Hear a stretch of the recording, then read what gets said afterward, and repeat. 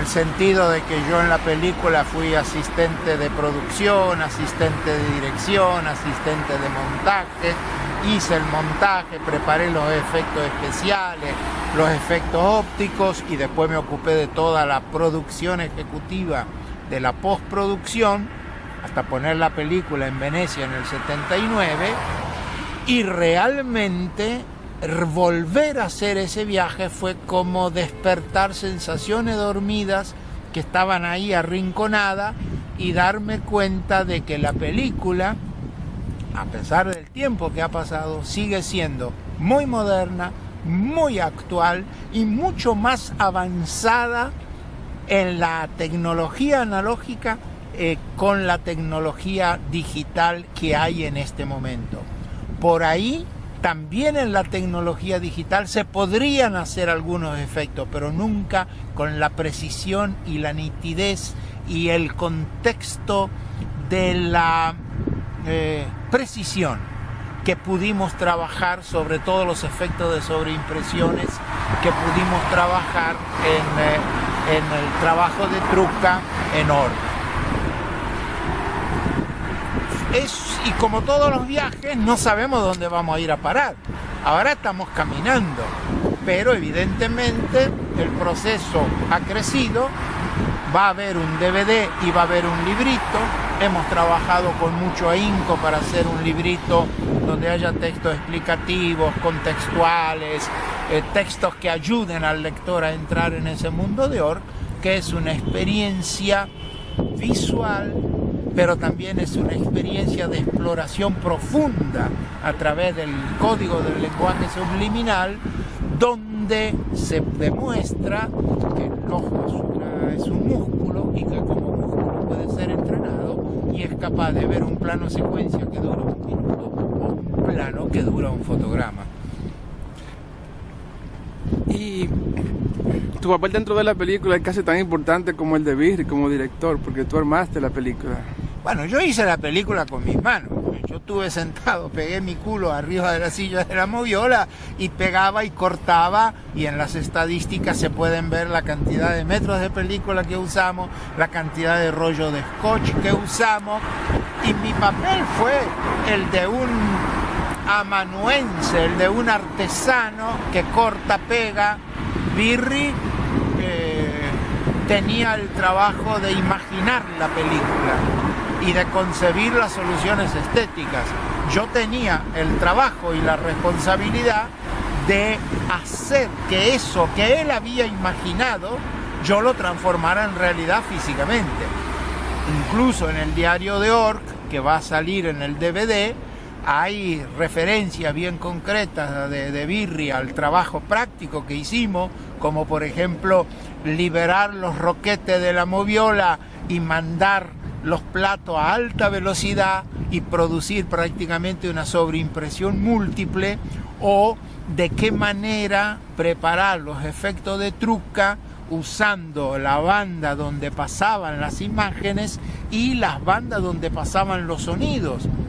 Es decir, fue un montaje experimental donde yo aprendí en el camino y me hice compaginador a medida que trabajaba, porque, bueno, yo tenía los rudimentos del montaje, había compaginado mi trabajo de final de curso de la Escuela de Cine, había compaginado algunas otras cosas, había estado viendo trabajar gente y ahí yo aprendí mucho, sobre todo entender que el montaje es sobre todo adivinar el corte, no la ejecución mecánica, es adivinar cómo hay que cortar y cómo hay que contar. A partir de esa experiencia, el montaje se fue haciendo de una manera donde era como el herrero que tiene que dar 3 golpes para que el hierro quede bien, y yo tenía que dar, cortar 7 fotogramas sí, 7 fotogramas no, 7 fotogramas sí, por ahí trabajar mediodía para ver el resultado, a encender la luz de la moviola, mirarnos con Birri y decir, che, esto no funciona, oh mierda, qué lindo es esto. Y cuando tú estabas armando la película, ¿qué otras películas tú tenías en la cabeza? Mira, a mí el cine que de alguna manera no hubo una película de referencia fija sobre Org, porque Org fue una experiencia totalmente nueva, totalmente inédita. Org arranca en realidad, al principio no era una película experimental como terminó siendo. Lo experimental en aquel momento era que los tres protagonistas de la película recitaban totalmente desnudos. Y eso en el 67, 68 era una ruptura. A medida que fuimos avanzando, porque había una mole de material inmensa, fue Birri que empezó a concebir, a inicios del 70 más o menos, empezó a concebir una búsqueda estilística distinta. Cuando yo entré al montaje, entré primero como asistente del segundo compaginador, el primero ya se había ido, del segundo compaginador, el cual después de 2 meses, entre 2 y 3 meses, también se fue, y Birri me propuso montar la película a mí. Él había visto lo que yo había montado en mi trabajo de la escuela. Y yo le dije, mira, no, absolutamente no. No es lo mismo montar 18 minutos que montar 1 hora y media.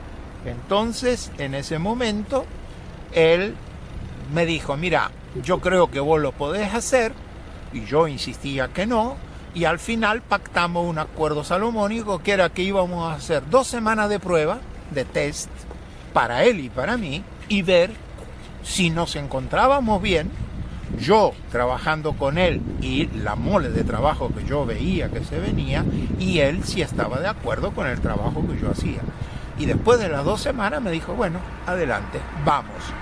Y las dos, y eso fue más o menos inicio de los 70, del año 70, y bueno, y el trabajo terminó, la película se terminó en septiembre del 78, y en septiembre del 78, al año siguiente se pasó en el Festival de Venecia en el 79, y al mismo tiempo fue una experimentación visual, fue una experimentación práctica, fue una experimentación sonora. Aprendí a montar las columnas de sonido, no solamente la voz y el síncrono, sino que a un cierto momento empezamos a montar bandas, empezamos a hacer las premezclas, las mezclas, llegamos a mezclar en la escena final de la película, la última, la 32.4 en nuestro código interno, llegamos a mezclar 64 bandas de sonidos distintas, fundiendo cada vez 8 en una, y después las 8 resultantes todas juntas de nuevo. Entonces, claro, tengo una imagen muy patente de Silvestro Castellani, que era el técnico, el dueño del estudio donde trabajábamos, que yo había aprendido a usar el volante para arrancar las máquinas, que había que hacerlo con una cierta delicadeza porque si no saltaba todo el magnético, se rompía, el cual, bueno, al principio dudó, después dijo, bueno, si vos ya aprendiste a hacerlo vos, yo te miro a ver si lo haces bien.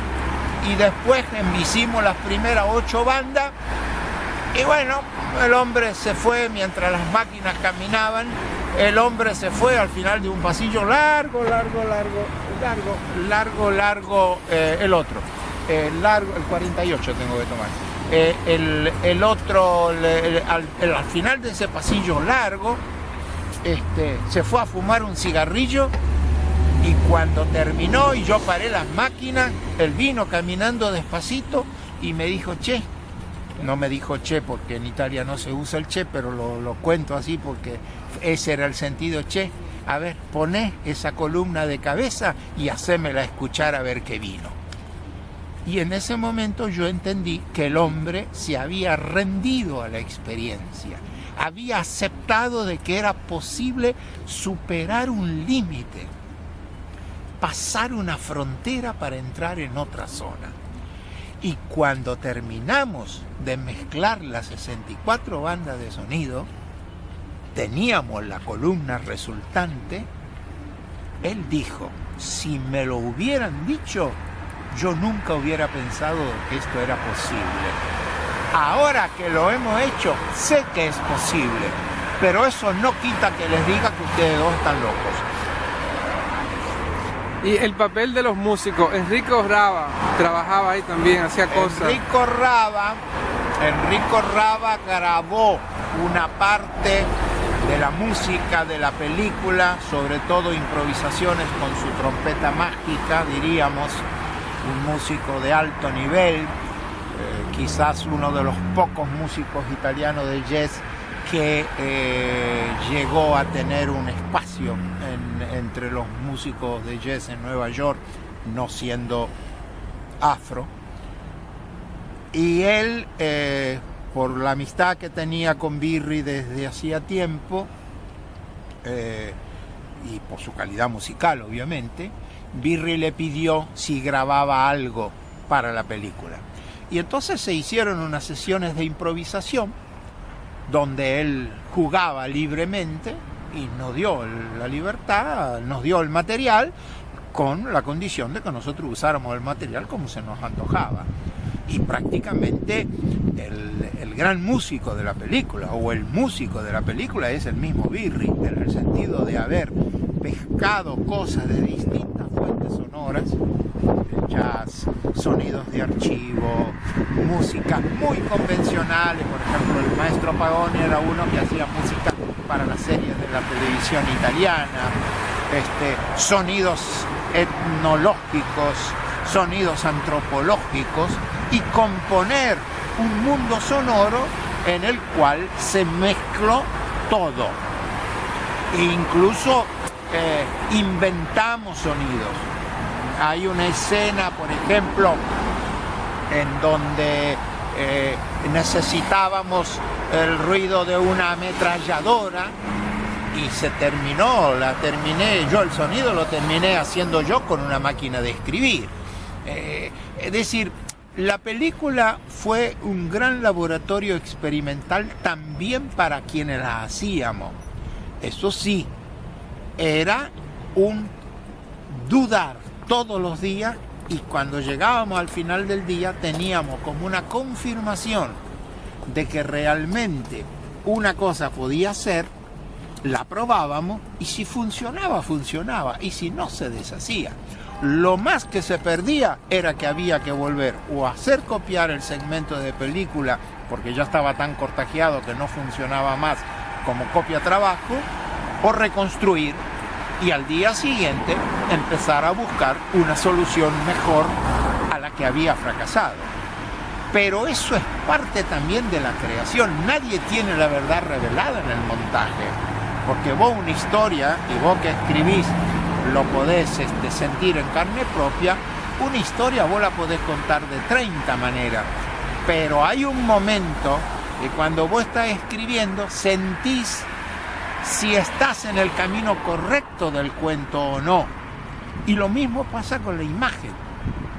La imagen tiene los mismos códigos de la literatura, de alguna manera, con una diferencia, que en la imagen ya la imaginación no la podés agregar, porque lo que filmaste está ahí y te pide reacciones constantes de ida y vuelta, te pide esa reacción, mientras que vos, mientras tenés en la cabeza la idea, vos podés cambiarla constantemente. Cuando la congelás con la escritura y la congelás con la edición, ahí tenemos la película que pasa arriba de la pantalla, solamente que lo tenés impreso en una hoja. Por eso también que la película se propuso en su momento como una no película, pero al final la película también tuvo que pasar por el proceso de ser una película, porque si no, no hubiera pasado en el Festival de Venecia, no se hubiera visto en una pantalla. Y también hay que decir que después de la proyección de Venecia la película desapareció. solamente pasó en alguna retrospectiva de Birri, y que el rescate que hizo el Arsenal en el 2013 fue como una especie de descubrimiento arqueológico. Y ese descubrimiento arqueológico, 4 años después, de alguna manera cuaja, se exhibe al público como con las 3 proyecciones en el foro, con el DVD y con el librito que va a acompañar al DVD. Pero como todos los descubrimientos arqueológicos, lo que estamos viendo es la superficie del descubrimiento. Ahora hay que indagar qué es lo que hay debajo de esa superficie. Y debajo de esa superficie hubo y hay, y es de una modernidad extrema la película, porque el mundo ha involucionado, no ha ido para adelante. Si la película se refiere a la guerra del Vietnam, hoy tenemos mucho más guerra que Vietnam que en aquel momento. Basta pensar a la de Siria. Si la película está buscando un lenguaje estético, hoy la confusión lingüística que vive el mundo de la imagen es brutal. Y si el bombardeo de imágenes que sufríamos en los 70 nos parecía mucho, hoy esto parece una guerra de aniquilación. Entonces me parece que la película es como una invitación al espectador que supere las 2 o 3 pruebas iniciales que tiene la película, donde el espectador puede decir, no, esto yo no lo quiero ver, se levanta y se va. Pero si supera esa prueba, es un viaje hacia un mundo desconocido, un mundo magnífico de cromatismos, y al mismo tiempo es un mundo de introspección a la búsqueda de un lenguaje. En nuestro caso, en la película, tenemos desde un plano secuencia que dura 2 minutos a un plano secuencia de un fotograma. Ideológicamente hablando, la película rescata todos los valores de eso que una vez se llamaba la izquierda, pero repropuestos hoy en un mundo donde entre neoliberalismo, poscapitalismo, posverdad y todo eso, vuelve a hacer los mismos planteos, las mismas preguntas que está haciéndose el hombre desde siempre, que es ¿cuál es el mejor camino que yo tengo para llegar a mi propia dignidad y ser una persona que tenga los elementos básicos para vivir esta vida de la mejor manera, de una manera digna y de una manera ética? ¿Y qué fue lo que pasó durante todo ese tiempo de edición que tú mantuviste un amor hacia la película? ¿Qué magia pasó? Mira, la magia era muy sencilla. La magia era la experimentación en sí misma. La magia era, vos decís, tenés un plano de 5 minutos. Tenés que cortar 7 fotogramas y sacar 7 fotogramas. Hacés ese trabajo. Te lleva X horas. Obviamente, vos sabés que estás probando una cosa. No sabés el resultado. Entonces, ¿qué pasás? Bueno, se terminó de cortar. Birri establecíamos los acuerdos y él se quedaba o a veces se iba. Y yo cortaba. Al siguiente, llegábamos, tomábamos un cafecito y nos poníamos, preparaba la moviola para ver eso. Cuando terminábamos de ver eso, los primeros sorprendidos del resultado éramos nosotros mismos, que habíamos sido el primer espectador de la experimentación. A veces nos parecía que habíamos ido demasiado adelante, otras veces como que no habíamos llegado al punto que queríamos. Pero cuando íbamos demasiado adelante o teníamos esa sensación, lo que hacíamos era decir, bueno, vamos a dejarlo dormir, vamos a hacer otras cosas que había que hacer, mañana lo retomamos. Al retomarlo, nos dábamos cuenta, no, esto está. Para sacarnos la duda, ¿sabe qué? Vamos a probar esta otra cosa. siempre con la posibilidad de reconstruir el resultado conseguido. Entonces, probábamos esa otra cosa y nos dábamos cuenta de que el resultado correcto era lo que ya teníamos. Y ahí decíamos, hay que reconstruir, y esto es lo que va a quedar. Cuando se terminó de armar la película completa, hubo momentos que teníamos versiones de 7 horas y media, 8 horas. La veíamos y nos dábamos cuenta de que efectivamente había una diferencia gigantesca con las otras cosas que uno veía en el cine. Porque es el momento de Bergman, es el momento de Kubrick, es el momento de Tarkovsky, es el momento de Gutiérrez Alea, es el momento de Glauber, para referirme a lo que vos me decías de las películas que daban vuelta alrededor nuestro. Ahora, ¿qué es lo que pasa? La película puede, y Birri en su diario nombra algunas películas o algunos autores, fundamentalmente uno, Ziga-Vertov, como un referente. Pero en realidad, así como había un referente, había una búsqueda de romper al referente. Y en esa búsqueda continua de romper al referente es donde nos colocamos. Para mí fue una experimentación constante, porque también justamente para tratar de entender lo que estábamos haciendo, veía mucho cine. Es decir, me pasaba el día en la moviola y después seguía viendo cine, porque no podíamos perder una línea de referencia exterior para saber dónde estábamos parados. Claro, a medida que fuimos, que la película se fue concentrando, también nos dimos cuenta de que había un resultado distinto a lo que se estaba viendo en el cine, y al haber un resultado distinto del cine que se estaba haciendo, eso también para nosotros era un estímulo. Era un estímulo porque de alguna manera el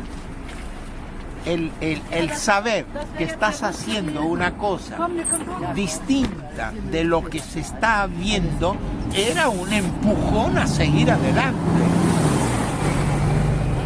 La película obviamente entró con muchos conflictos con el exterior, porque trabajamos desde el se filmó en el 68, en el 71, 72, 73 venían los cineastas latinoamericanos, Julio García Espinosa, Pino Solana, Jorge Sanguiné, Gerardo Vallejo, Raimundo Gleiser.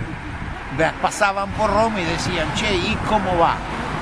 Y después llegó un momento que ni los latinoamericanos ni los mismos italianos preguntaban más, porque no sabían qué pasaba que una película tardara tanto tiempo en hacerse. Y ahí fue donde nos dimos cuenta de que, bueno, nos daban un chance de decir, bueno, trabajen, algún día vamos a llegar al final. Claro, cuando el 9 de marzo de 1979 se hizo la primera privada pública, la gente entendió, viendo la película, las razones del tiempo de trabajo. Porque había una propuesta lingüística distinta, diversa, nueva para ese momento, y todavía es válida para hoy, al menos desde mi punto de vista, y al mismo tiempo había una recuperación de los efectos ópticos como en ese momento en el cine no se había hecho, hasta ese momento no se había hecho. Lo que hace Lucas con la Guerra de las Galaxias es otra cosa, no es nuestra búsqueda de efecto óptico. Lucas trabaja en otra dimensión. Respeto el trabajo de Lucas, me gustan las cosas que ha hecho, pero eran dos mundos totalmente distintos. Nosotros trabajábamos más en la línea de Méliès y Lucas, si me acepta la comparación, trabajaba en una línea de efectos espectaculares que son los efectos que aparecen en la Guerra de la Galaxia.